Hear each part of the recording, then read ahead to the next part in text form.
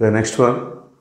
If a bar, b bar, c bar are unit vectors, a bar, b bar, c bar లో unit vectors గా అంటే వాటి యొక్క magnitude 1 such that a bar is perpendicular to the plane of b bar and c bar. a bar అనేది b bar, c bar తోటి perpendicular గా ఉంది అని చెప్పేసి చెప్తున్నారు. And angle between b bar and c bar is bc ల మధ్య angle π/3. Then we have to find modulus of a plus b plus c. So let us see solution. Given a bar, b bar, c bar are unit vectors. So unit vectors అంటే వాటి magnitude అనేది 1 ఉంటుంది. Modulus of a bar, modulus of b bar, modulus of c bar all are unit vectors. So మూడు కూడా unit vectors. Unit vectors అంటే వాటి యొక్క magnitude అనేది 1 ఉంటుంది. And a bar is perpendicular to b bar and c bar. A bar is perpendicular to b bar and c bar. A అనేది బీసీలతో పర్పెండిక్యులర్గా ఉంది అని చెప్పేసి therefore A is perpendicular to B, that implies perpendicular vectors మధ్య dot product అనేది 0గా ఉంటుంది. ఏబీలు పర్పెండిక్యులర్గా ఉన్నాయి కాబట్టి వాటి యొక్క డాట్ ప్రొడక్ట్ అనేది 0, ఏ డాట్ బి అనేది 0. అలానే A bar is perpendicular to C bar, that implies their dot product is also 0. So A bar అనేది వేటితో అయితే పర్పెండిక్యులర్గా ఉంటుందో వాటితోటి డాట్ ప్రొడక్ట్ అనేది 0గా ఉంటుంది. And angle between b bar and c bar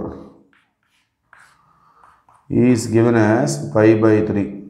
ఇట్లా రెండు వెక్టార్స్ని బ్రాకెట్స్లో కామాతో సపరేట్ చేసి రాసామంటే వాటి మధ్య ఉన్నటువంటి యాంగిల్గా మనం అర్థం చేసుకోవాలి దాన్ని. So the angle between b bar and c bar, that is given as π/3. We have to find the modulus of a plus b plus c. Okay, let us see that. Now modulus of a bar plus b bar plus c bar whole square.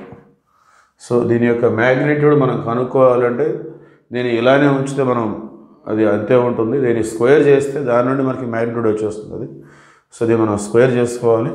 Modulus of A bar plus B bar plus C bar whole square, that is equal to mod A square mod B square mod C square plus 2ab, that means 2 into A dot B plus 2bc, that means 2 into B dot C plus 2ca, that means 2 into C dot A. So జనరల్గా మనం A plus B plus C whole square అంటే A square plus B square plus C square plus 2ab plus 2bc plus 2ca జనరల్గా అలా రాస్తాం.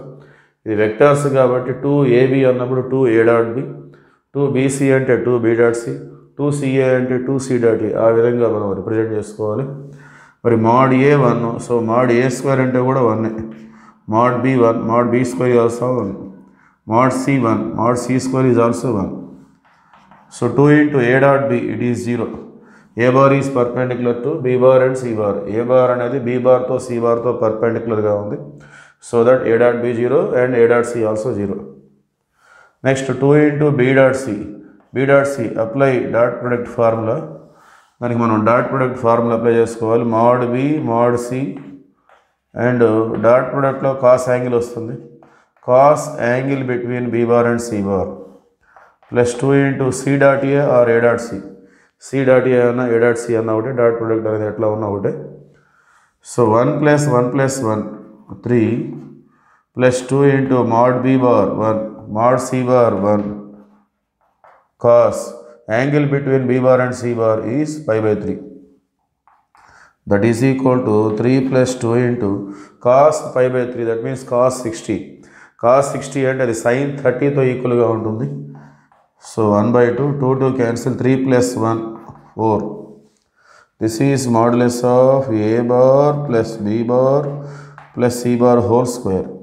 So whole square 4 వచ్చింది. Therefore modulus of a bar plus b bar plus c bar is equal to root 4 అంటే మనం +2 తీసుకుంటాం because modulus is always positive.